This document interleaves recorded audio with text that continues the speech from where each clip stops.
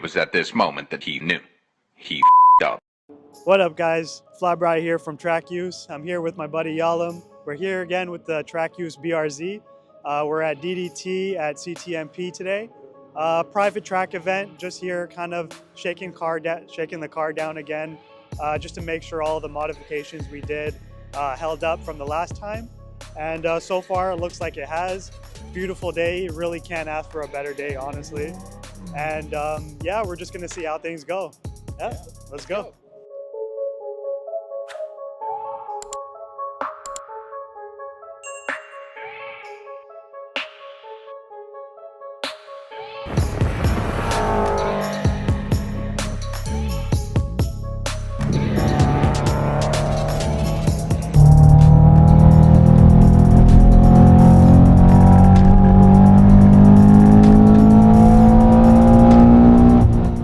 So this was the first session of the day. We kind of used this session to see where I'm at and where the opportunities are.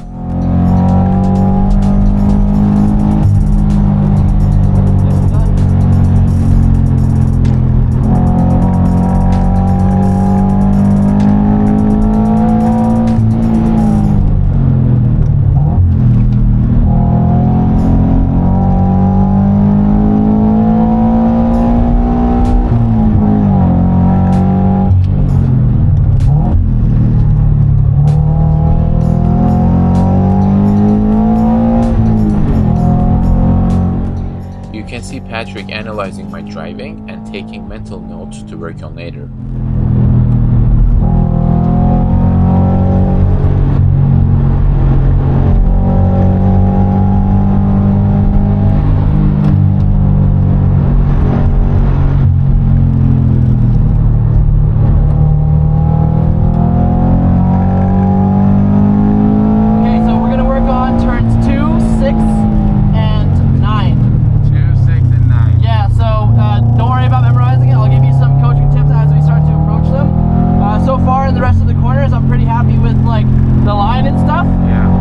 Our first bigger gains are going to come from 2, 6, and 9 from a consistency perspective. So as we think about our approach to turn 2, right now do you have like a braking point that you usually reference? Right now just the cones, yeah. Okay, no so let's try not to use cones, because if somebody hits the cone, then your reference is gone. So I want you to pay attention to the wall as we approach turn 2 on the left side. You could see some lines in the wall, or let's time it to when you first see the curb, for example. Okay, so the wall's bad. There's no markings today. Let's look. When you see the curb, probably 3, 2, 1. There's the curb, right? Yeah. So if we can think about our approach, you're gonna, once you see the curb, maybe that's when you're gonna start to turn in. And let's just build that consistency point. So that's for turn 2.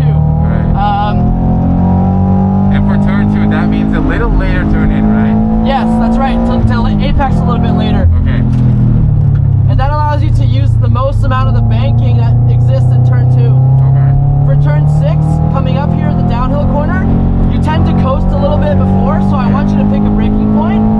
And then so you're coasting a little bit, and then you brake, and then you bring the brakes into the downhill. I wouldn't recommend trailing the brakes into the downhill because the car can get a little uneasy. So we'll define a braking point when we get back inside. And then for turn 9 here, same thing. I want you to define a clear braking point, and then stick to that, because for the past couple of laps, you either coast a little bit or your braking point shifts between like after the crest or a little bit before the crest. So we're going to develop some reference points for you, and then just refine those throughout the day. So for the next session, it's going to be turn 2, 6, and 9. For turn 6 and 9, it's a little bit easier. There's the crest, right? Where it starts to drop off, and maybe we can use those as a reference point. So as you see the crest approaching up, let's on the next session pick where we want to start to brake, and then let's see if that's the correct braking point. If it is a good braking point for us, let's stick to that as long as we can until we find its a limitation. So for now, let's box, or let's box.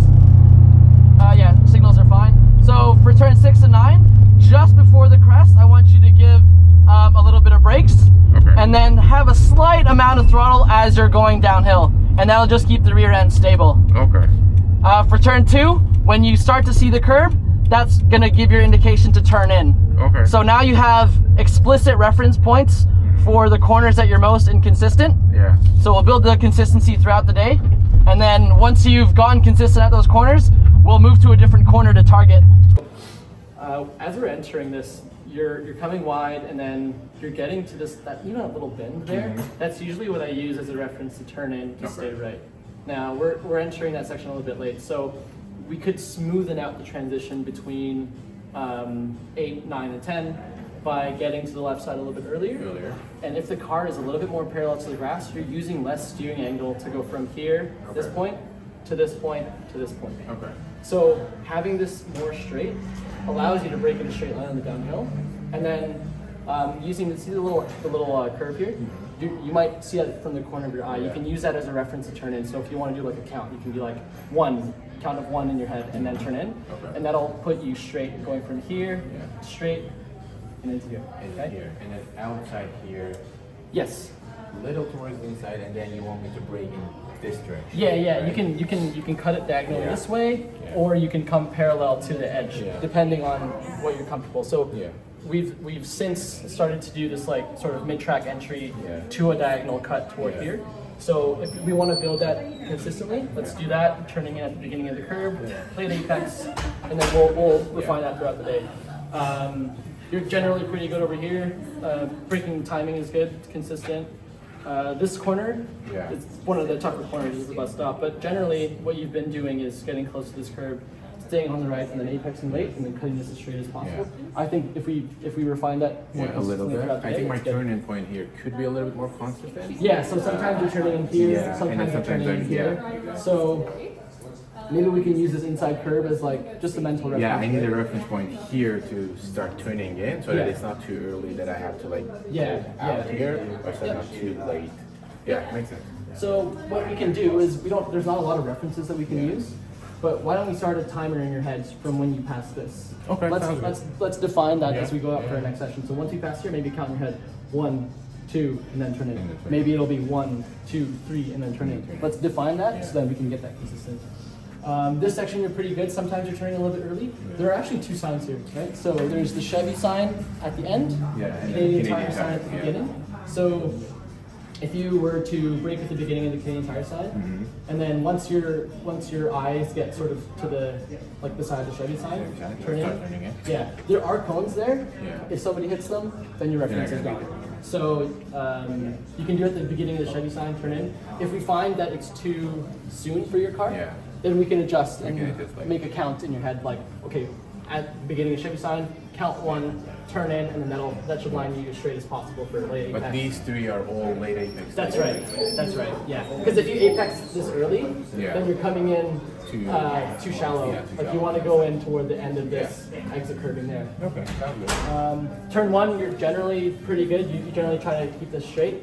Sometimes you're turning a little bit late. Turn 1 doesn't have a lot of references. Right? So again, we could use like the beginning of the curve just to set a timer in your head. Okay, turn 1 might not have a curve, so let's look for like maybe a dirt patch, a tire mark on the ground, something that doesn't move, and then use it as a reference to turn in late and then cut it straight. Yeah. All right.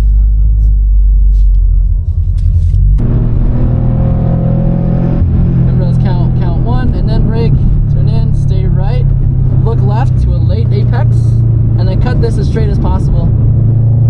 Straight. You can turn it a little bit later to make that even more straight. That was a little too. That's all right.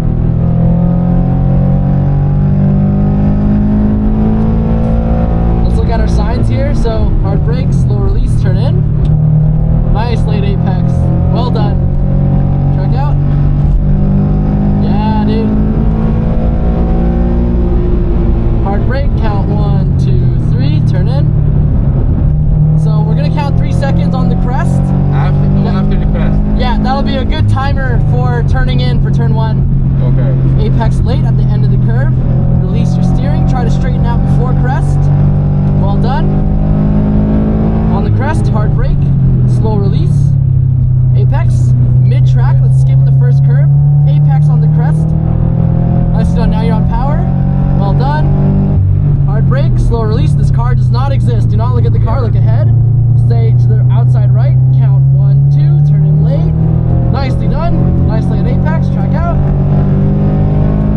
brake in a straight line, hard brake, slow release.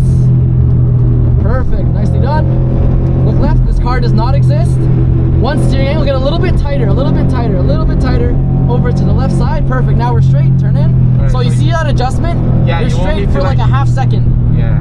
You want me to straighten out and then turn Yeah. right? Okay. Yeah, it makes the transition smoother because you're not going from like large left angle to large right angle, right? Definitely makes sense. Hard brake, slow release, turn at the end of the curb, late apex. Nicely done. You're getting a point by, so stay to the right. Don't cut in front, you can just slow down here. Well done. Okay, now we can continue on our path. So count 1 second, turn in, stay to the right a bit, look left, late apex, and throttle. Nicely done. Track out.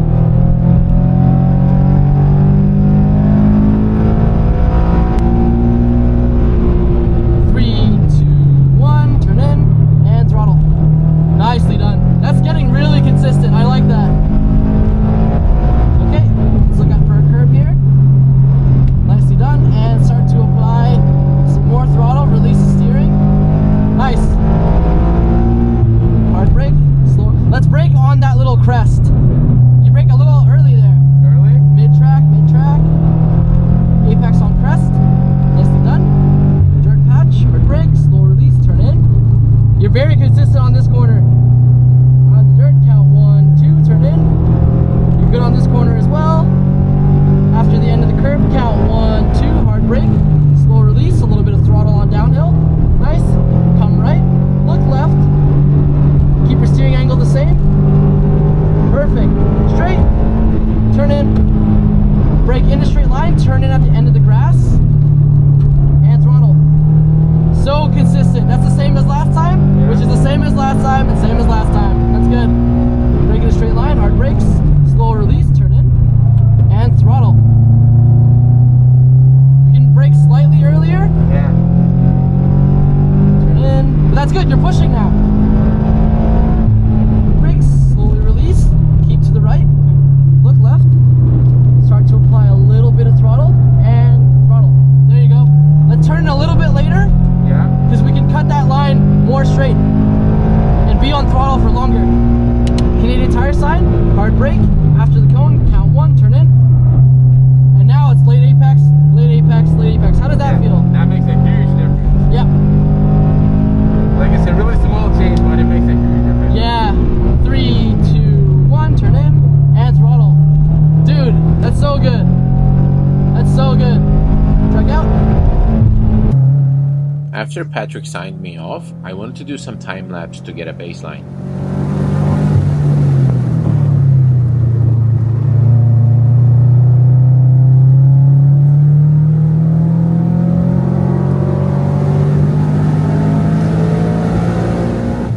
With the rain starting and hitting traffic pretty much every lap, I was only able to do one decent lap.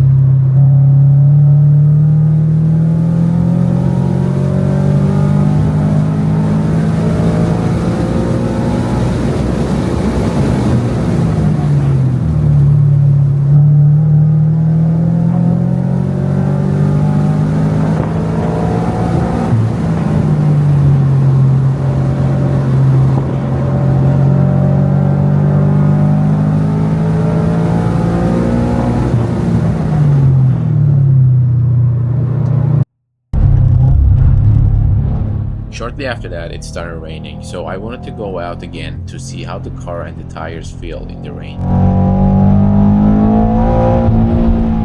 You're gonna gonna see me intentionally break traction here just to see where the limit is.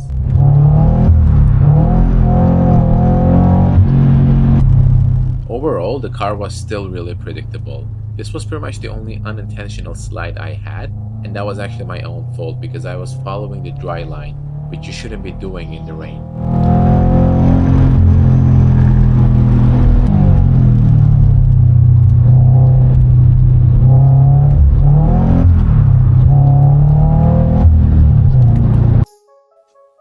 Next week, we're back at DDT for Ontario Time Attack School. If you have any questions or comments, please leave them down below and make sure to like and subscribe so you don't miss the next one. Thanks for watching.